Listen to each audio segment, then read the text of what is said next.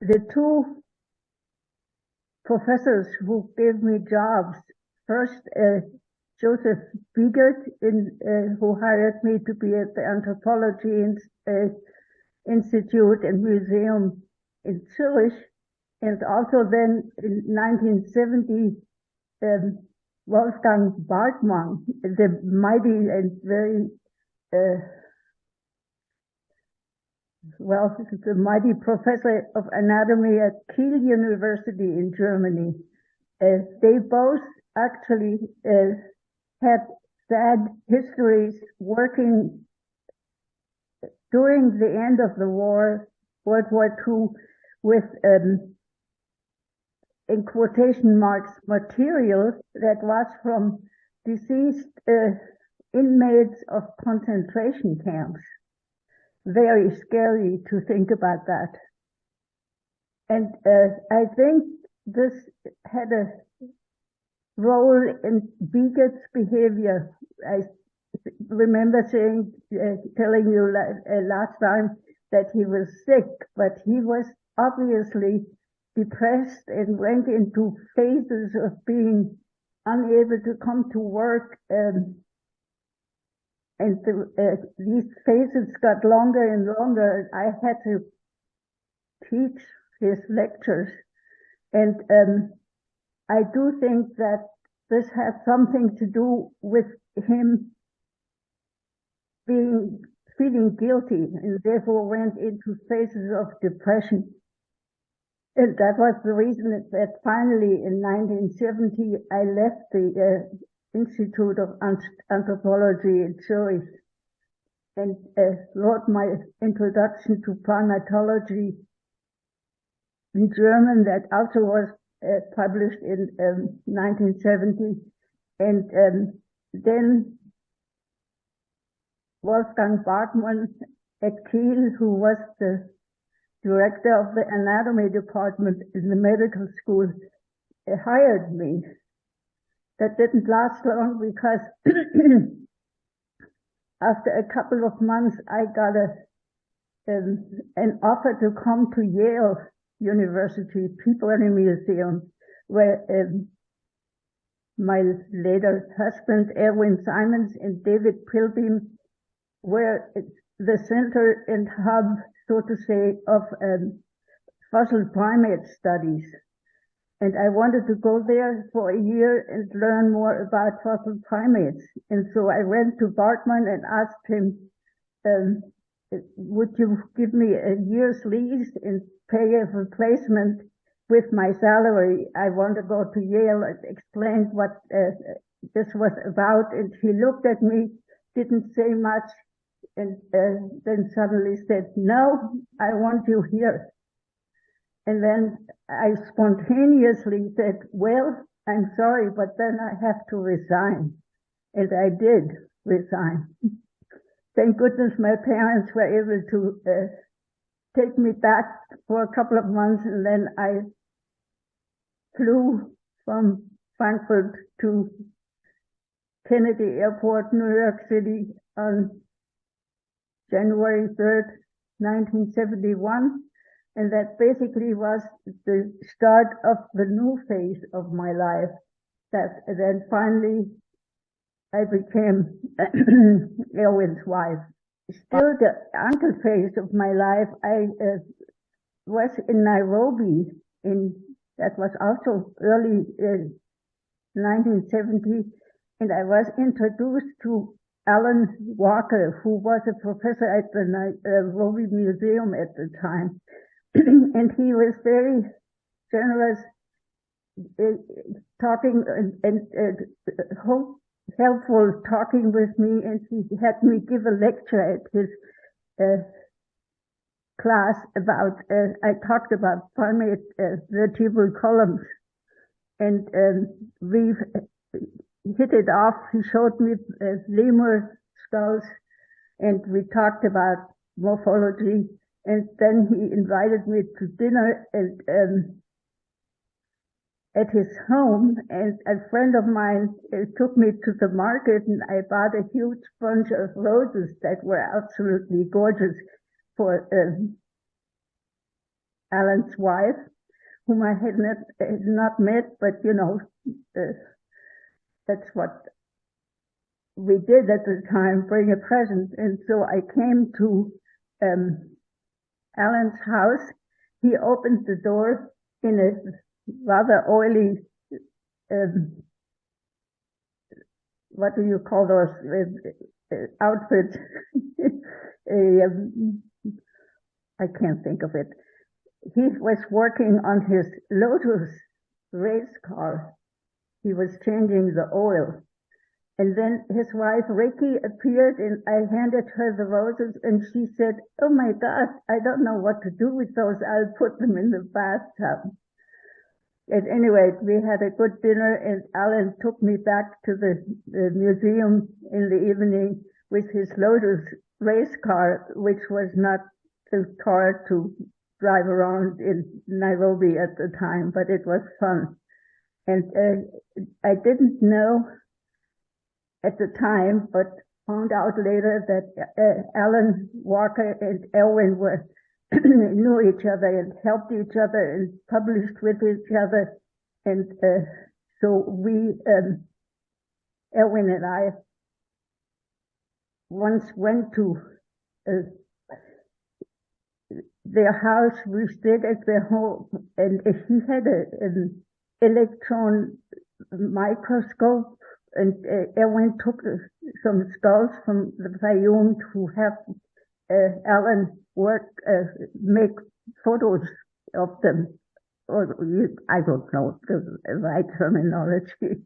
At any rate, we stayed at Pat Shipman's and Alan's home, and it was very charming, and we have been friends ever since. I'm still friends with Pat on Facebook, and so that is that part of my story. And Alan Walker, between his jobs in Nairobi, he was hired, I think, at Johns Hopkins to teach there, and Alan came and visited us a few times in New Haven between his marriages.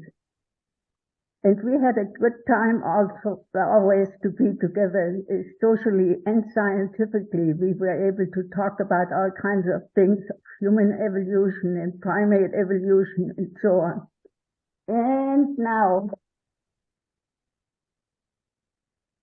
I had to realize last week, which shook me, that there is I looked up Wolfgang Bartmann, who was the professor who hired me in Kiel, and I wanted to look up a little more information about him because I didn't remember where he got his degree and so on.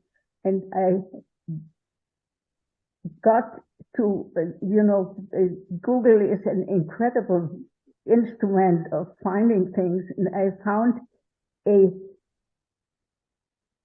most likely German doctor of medicine who is a professor at Harvard, and one of her special interests is the history of anatomy during the Nazi time in Germany. And so I found an article by her that says Wolfgang Bartmann and Heinrich von Hayek careers in anatomy continuing through German National Socialists to post-war leadership. And this is really shocking for me. And I'm sure you understand, because I was a kid during the Nazi regime, but this Sabine Hildebrandt got her doctorate degree, medical doctor, at the University of Marburg in Germany, and I believe that she must be of a German background, but I couldn't find out much about her.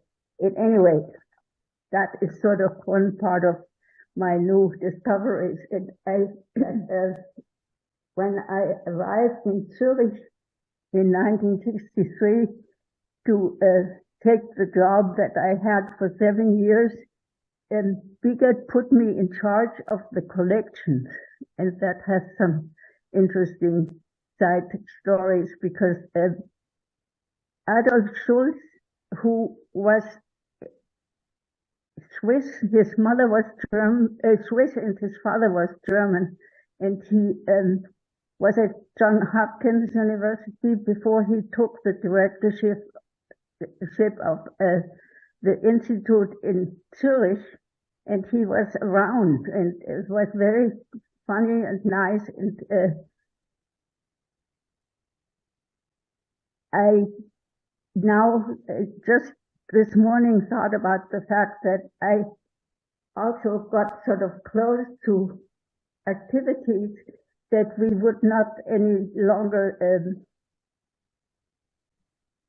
allow, namely getting primate skeletons and cadavers out of equatorial Africa, which Papa Schulz did. The students called Adolf Schulz Papa Schulz, and he had a connection with a Spanish primatologist, Stabat Herpy, who was in New Guinea, lived there for a while, and he sent us photos and arctosebus, and I didn't quite realize that this wasn't quite kosher, or what would you like to say? And so the collections at the University of Zurich Museum and Institute of Anthropology are just amazing. There are photoskeletons and arctosebus calabarensis skeletons, and that gave me the opportunity to do research on vertebral columns of primates, which resulted in some of my publications and allowed me to get the degree of habilitation, which is a further degree from a doctorate degree in Europe. Academics, and it qualifies you to become a full professor. And thinking back, when the first day I arrived at the institute in Zurich, Bigot said, "Oh, I'm glad you're here. I just fired my secretary. She took all my medications." Bigot was a Dr. Med, which he got his degree in Tübingen in Germany. And he was able to request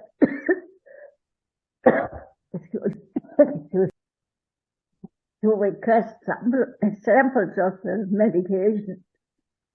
And so because I just fired her, but it's the time when we have to do the accounting of the last year, and here are the papers, and you do it.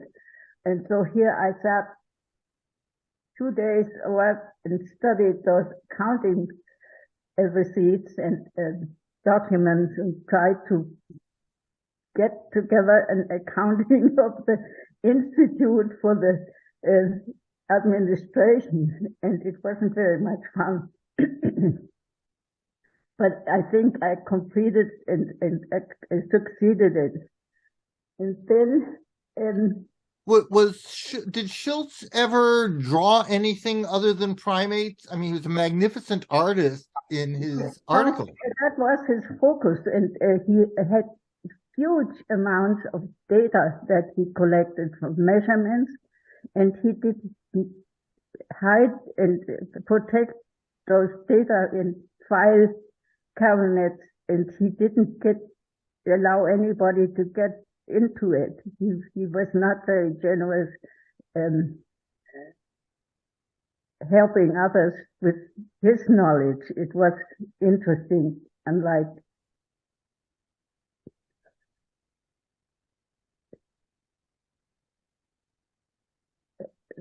unlike our dear friend Alan Walker and some others. At any rate, because of Bigot's not very helpful illnesses, there's a little side story. My friend Dieter Kreiser, who also was hired by Bigot and was at the Institute working with us and me, he always said in the beginning, I don't know, but I think Bigot is sick when the full moon is up. And then one evening, after a couple of years, he called me and said, you know what, Friderun, I think the full moon is in the sky all the time now. And it was true, because Bigot was gone. And I have to also go back again to my time of being a graduate student and studying marine and writing my dissertation in marine biology, really. That I was a student at the university in Gießen, Germany, and there was an animal, a little animal house with cages, and somehow I think it was Professor Hofer who was able to rescue two baby primates, a woolly monkey, Lagotrisha, and a howler monkey. The woolly monkey was a male, and the howler monkey was a female. Luata Kararia, I think the terminology and names of all the South American monkeys have been totally messed up by now, if I may say so, because of genetics and creating species that can't be identified morphologically. They look just alike, but they reputedly genetically specifically different. At any rate, that is part of the new science story. Let me see. You think the primates are oversplit at the moment? Yes, no question about it. Especially also with lemurs, it's just ridiculous. There are now dozens of species of Chirogallias, and they all look alike. You know, you can't identify them morphologically anymore. And I don't think it's a good thing. And I think that our definition, the definition of species that they're working with is different than it was a few decades very different. ago. You know, I still believe in Ernest Mayer's definition. I think that is really very biologically acceptable. But I think now conservation is so much more of an issue that it's well, you know, that's a sort of a mix-up combination, because it's not quite certain how genetics helps with conservation. Think about it. I know exactly well how they claim it does, but I have my doubts. But that's me. At any rate, in the meantime, when I still was at Kiel for a couple of months and then ready to go to Yale, I got an offer from Mary Leakey to work up Bed 4 of Oldaway Gorge, and somehow she had arranged for me to have a grant from the Boyce Foundation in Oxford. But then life got in the way, and I was at Yale. I arrived there in early January '71, and we all know I got married to Erikson in December of 1972, when my next phase of life started, which was very different from the Ankel chapters.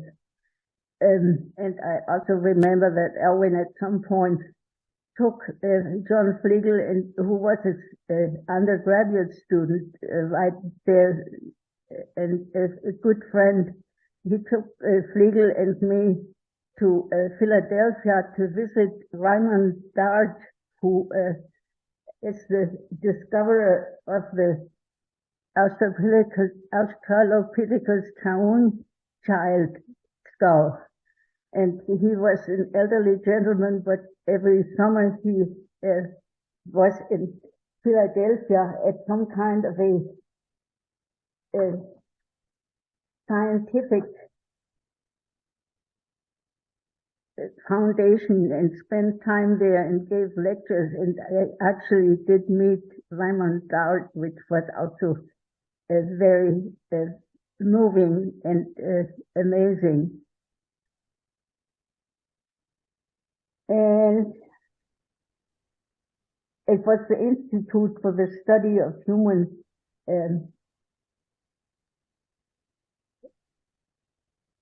Evolution in Philadelphia, or of human potential in Philadelphia. Do you know when that was that you met Raymond Dart? And it have been in 1971 in the summer. Mm-hmm. And Raymond Dart passed away in 88, I think. 88, yes. And you know, Erwin knew very many prominent scientists, of course, and there was David Pilbeam, who always teased me and said, if you had your W's and your V's correct, you could speak English. And then he created a sentence that he said I should say every evening several times: a warm worm walks up the wall. Well, that was it. And David Pilbeam was a great friend, and we had a good time together, you know. And then there was Thomas Brown, who worked for Erwin, and John Fleagle, and Phil Gingerich was a student. And Erwin took me to Wyoming many times, which was amazing and wonderful to be looking for fossils in the Badlands of Wyoming. He also, of course, we went to Madagascar rather frequently, which was not an easy place to visit at the time. It's getting a little more sophisticated these days, I understand.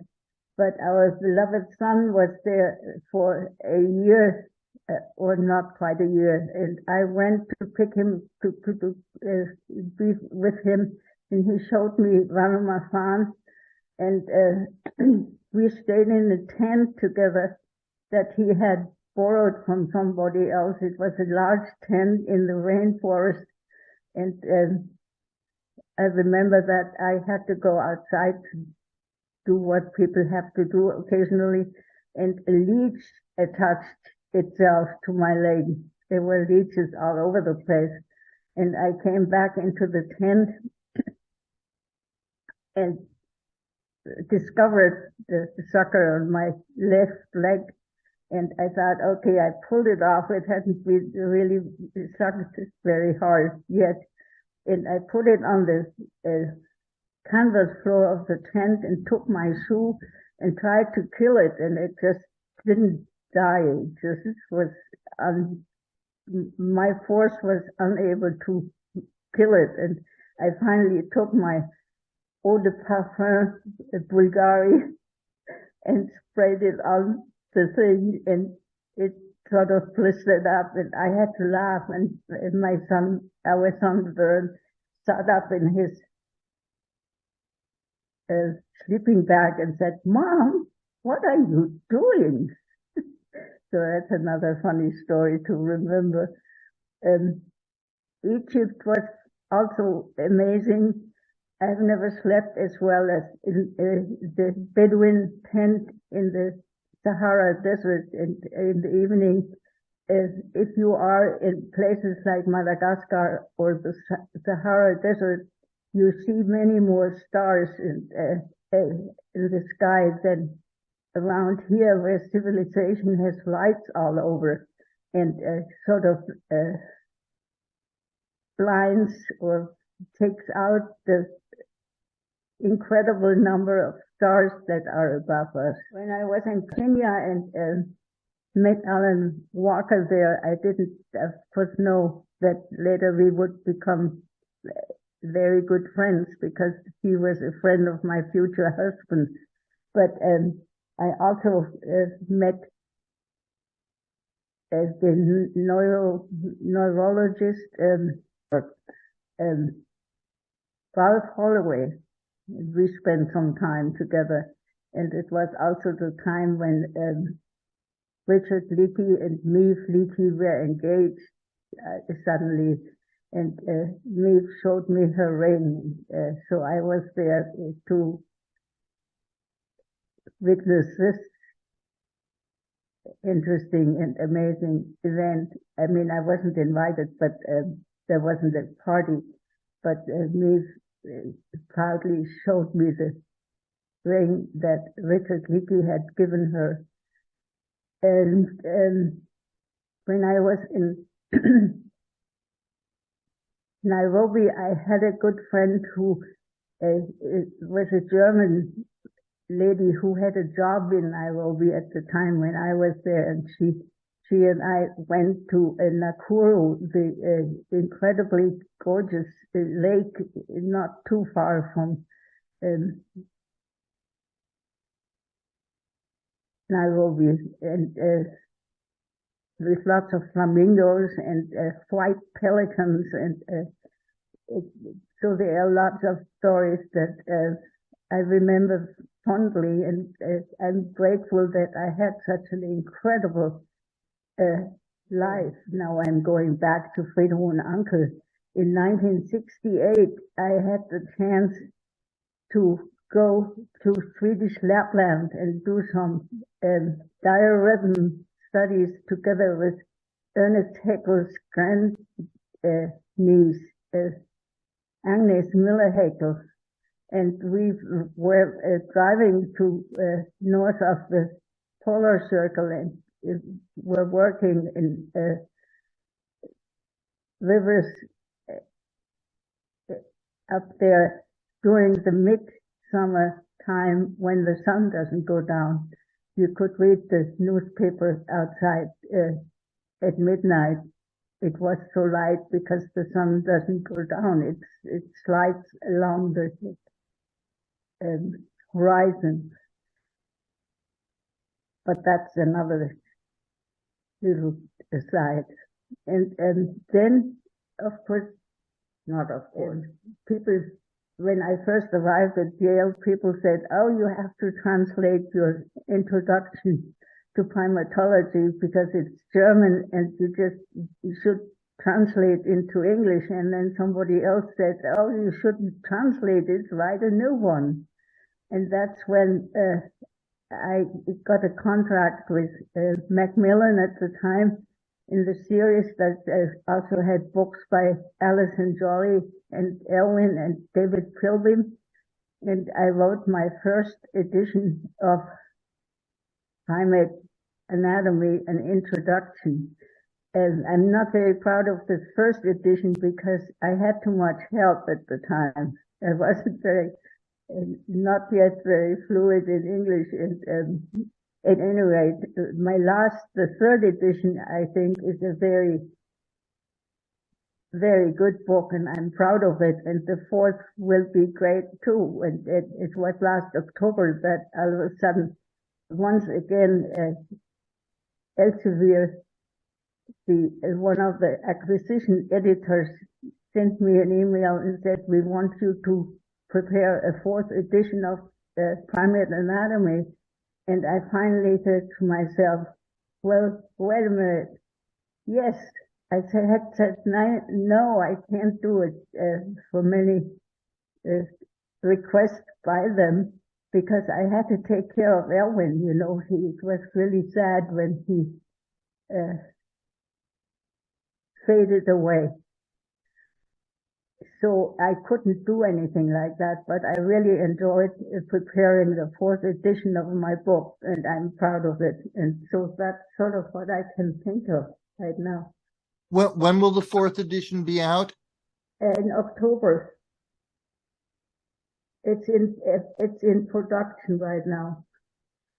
I'm really interested in Schultz because I think that his work has really held up in an amazing way. He really is the one who started primatology. There's no question in my mind.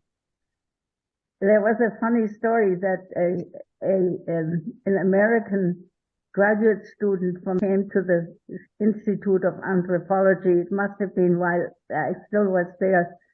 And she was just amazing with fake eyelashes and lots of makeup and fishnet stockings. And she had an appointment to see Adolf Schultz. And so she was allowed into his office, and they were in there for about an hour, and then she left. And then Schultz came to me and said, "What does she want? Does she want me to write her dissertation?" So much for that. And Russell Tuttle came for a while to do some looking at skeletons and things.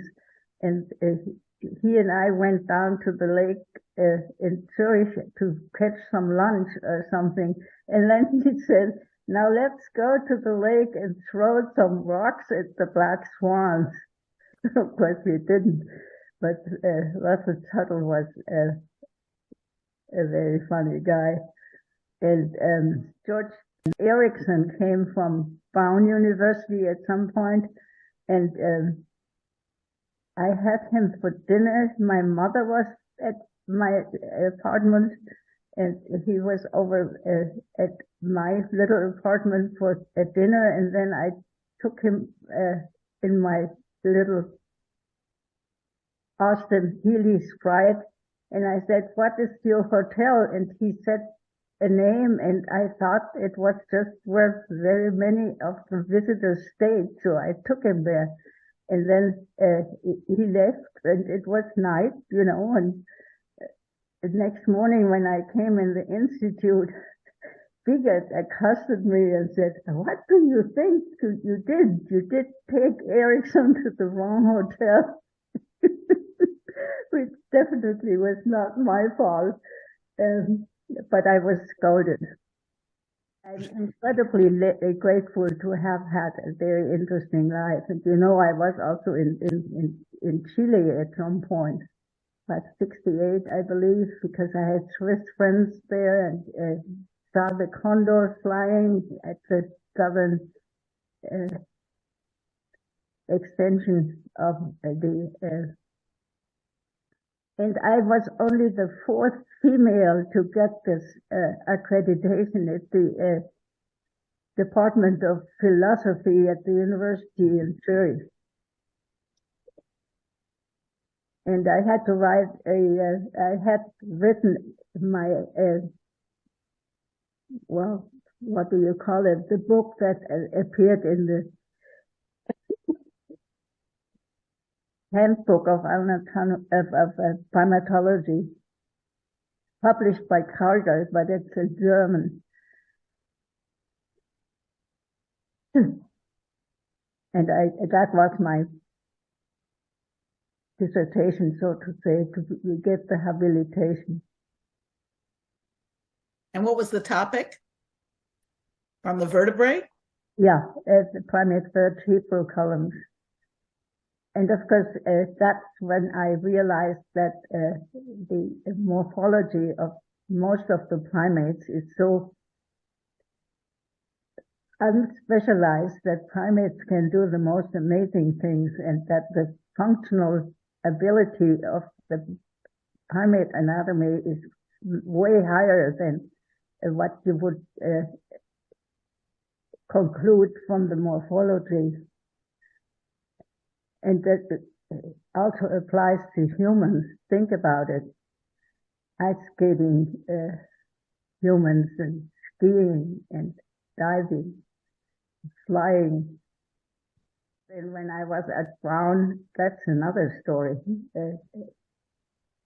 John Fleagle was there and was dissecting a gibbon, the arm of a gibbon for some reason. And he came to me. I did whatever I was doing as being at Brown University, where I was hired for one semester, I think. And he came to me and said, come quick, I have to show you something. And it was some unusual tendon connection in the wrist of this particular gibbon carcass. And he showed it to me, and I said, well, John, wait a minute, give me the scissors. And then he said, oh, no, you can't cut it. I said, no, I want to cut your hair. I can't see anything. Well, thank you so much for thinking about me. I was, I was sailing in the shadows of Elwyn in some ways. When somebody called our home and said he had to talk to Dr. Simons, I said, he isn't here. And they said, oh, no, I want to talk to you. So, and I'm very happy to have my son and his amazing wife and family very close here. And I feel I have a tiny spot in this world that is peaceful, and I am grateful, very grateful to be here. And you do know that I was diagnosed with congestive heart failure a year ago. And I had pulmonary emphysema, and I was ready to say goodbye to this planet. But my kids and some good friends said, no, there are now medications and you can go on. Please take medication. And that's when I started to take medication. And it's amazing what new medical or pharmaceutical products can do, helping. My heart isn't flipping anymore. It wasn't associated with COVID, was it? No. No. I have all my life had some heart problems. I don't know. It was only discovered in 1981 when we changed doctors in Durham, and the doctor said, oh, let's have an electrocardiogram just for base, and put me, on all those connections, and started to take the electrocardiogram, and then he said, oh my God, you're having a heart attack. Well, I didn't. And it turned out that only in 2012 here at the Mayo Clinic, the very good and thoughtful and careful doctor told me that I have a LBBB, a left bundle block, left branch bundle block of my heart. I must have had it all my life. Doesn't seem to have slowed you down very much. I had to slow down since I had this pulmonary emphysema attack in March of 22, and start taking medication, and my roaming area has shrunk since then, and I'm on a diuretic too, and getting old is not much fun. I used to say, I wish I was 75 again, and now I say, I wish I was 80 again.